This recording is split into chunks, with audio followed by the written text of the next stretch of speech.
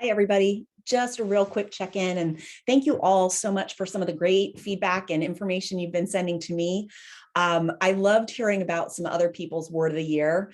And as you know, mine is yes, and things have definitely been taking the and on for me. So I'd love to still hear from others of you. What's your word for the year? What's your intention? Coming up in March, all of my blogs are going to focus on the leader's mind and the mindset a leader needs. So if you haven't figured out your word, maybe take March as the opportunity to look at your own mindset, your own intentions for your leadership, whether that's formal leadership or informal, it just doesn't matter. It's about where you want to take and lead your own life. You know, it's tough sometimes to stick with our word of the year. And that's why I love having it on my wrist, because it forces me to keep it in mind. I have a trip coming up and I was excited, but there was still a piece where I was like, we're not going to have time to do this. And someone said, well, isn't your word of the year yes and? And I said, yes. They said, so and go on the rest of the trip as well.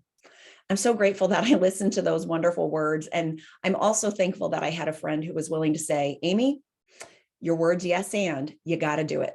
So as we move into the leader's mind, the mindset and the intentions of leadership, what I want you to do is get a friend hooked into it with you.